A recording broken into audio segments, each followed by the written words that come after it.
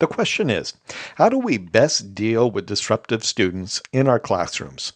And those of us who have been teaching online or traditional college courses for any length of time have certainly had our share of disruptive students.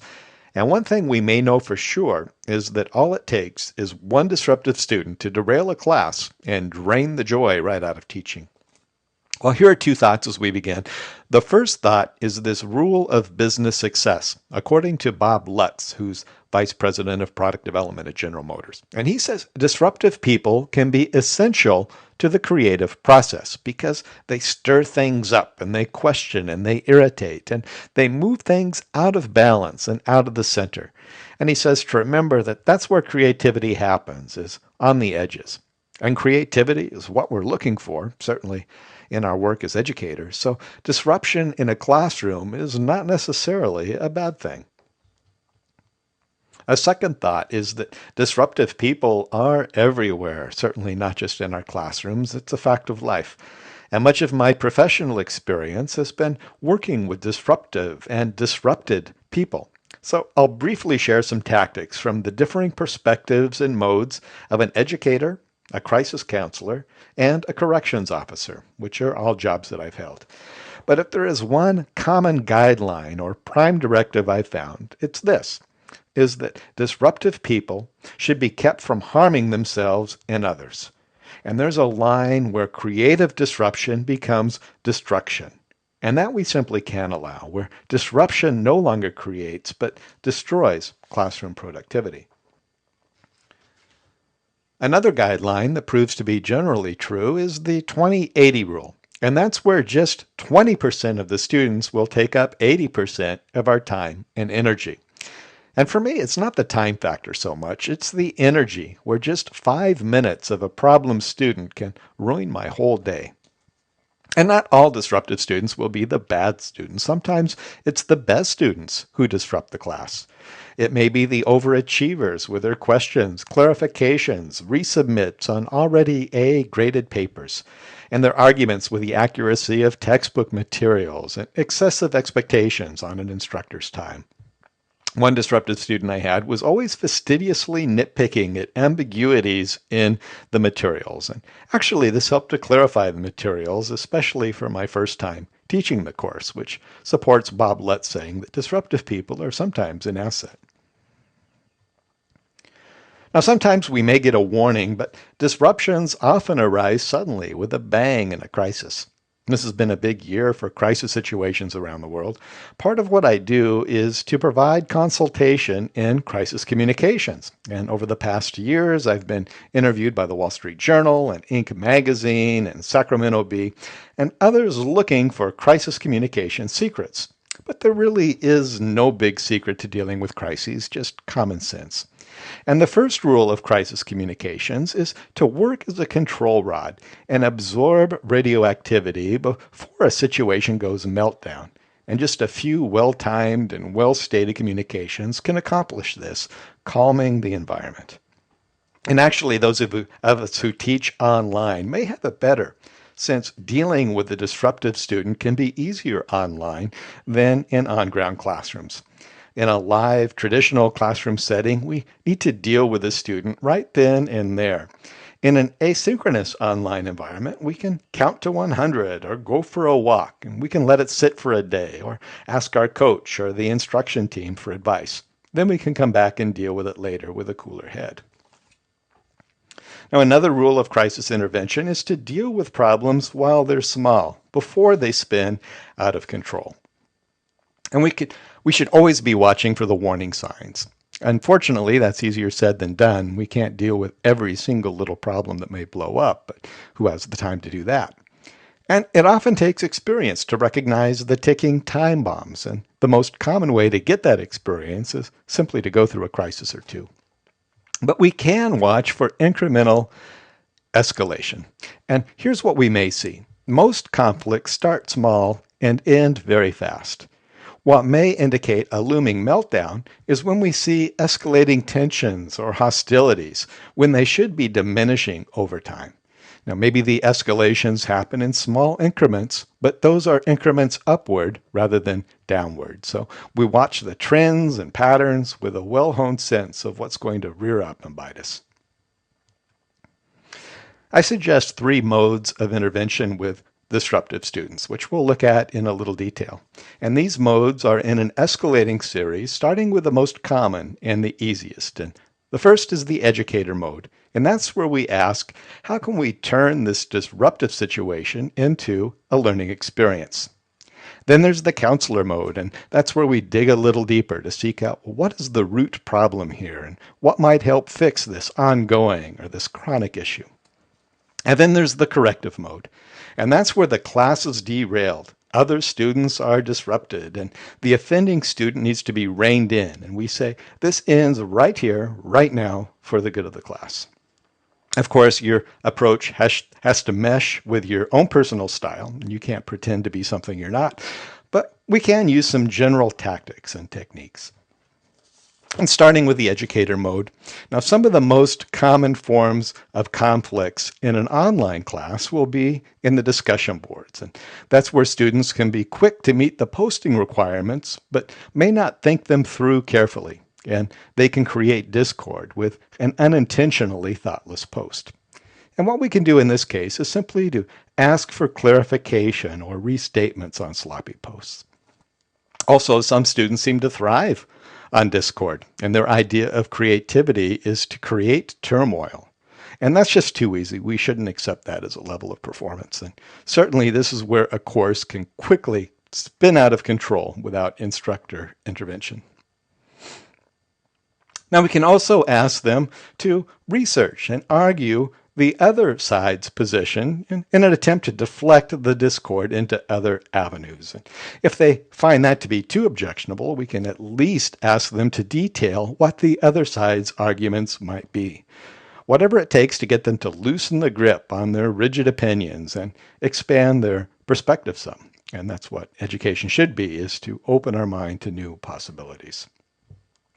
And we can always use our instructor's discretion to assign a related task. For example, once I had a rather heated student conflict in the journalism course as they spun off on a tangent about whether people have the right to feel sympathy for the followers of a tyrant such as Hitler or Saddam Hussein.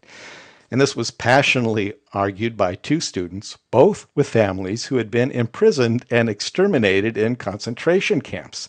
And the postings were getting increasingly heated and hostile over more than a week, and it was certainly disrupting the flow of the course. And here's a couple of excerpts from their exchange. Student number 1 saying there were Nazi Germans who were saddened by Hitler's suicide. And student number 2 angrily responding that most of my family died at the hand of Hitler and the Nazis, and I don't really need a lecture on that. And it just got increasingly heated and hostile over the course of the week. So to redirect the focus toward an educational end, I offered the 2 students the opportunity to write an op-ed piece for their local newspapers and even offered them course credit for the task since it was a journalism class. And both of them wrote and submitted pieces, and the discussion changed to how to write an op-ed and how to submit it and how to get it published towards a much more educational end. Now, moving on towards the counselor mode, here's something I learned over a couple of years as a university crisis counselor, is that often people are just looking for a sympathetic ear and will go to extremes to find it. One of the most powerful but short sentences in a counselor's arsenal is simply to say, "I hear you." And sometimes you don't even need to say anything beyond that, since that's all they're really looking for. Next is to let the student vent a little and to relieve the pressure. Now, it doesn't need to be an especially deep or lengthy conversation. It can't be. We don't have the time nor necessarily the expertise to offer that. But we can let the student detail any frustrations in a faculty one-to-one message and take it out of the discussion room and then respond as well as we possibly can.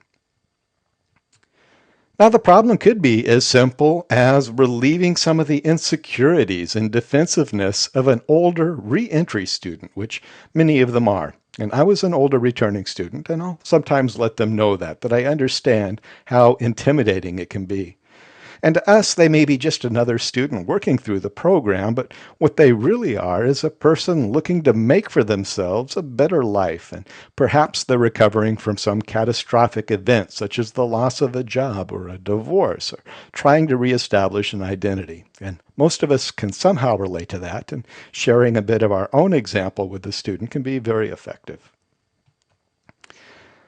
Of course, quite often the student's needs go beyond our abilities or availability, and that's why college and university advisors are there to help deal with that. But still, we can often relieve the impacts of a disruptive student, perhaps a fearful student, by simply letting them vent a little and, again, simply saying, I hear you, which can be remarkably effective. Moving on again into the corrections mode. Sometimes people reach a point in antisocial behavior where educating or counseling them simply doesn't work, and they need a good dose of reality therapy to let them know just where the limits are, that beyond a certain point, a wall comes crashing down and they're removed from normal society. Now, my job for the Oregon Department of Corrections, however brief, was to do an intake risk assessment of felon probationers and parolees. What kind of threat did they pose to the community? Now, if people want to destroy themselves, there's not much we can do about that, but we do owe it to the community to protect them against threats and disruption. Starting with defining the limits and enforcing them. And we need to do the same in our classroom. We cannot allow one student to derail the learning of others. And sometimes a disruptive student simply needs to bounce against the limits of the program. And that's where we need to make sure our sense of mercy is balanced by a sense of justice and what's right.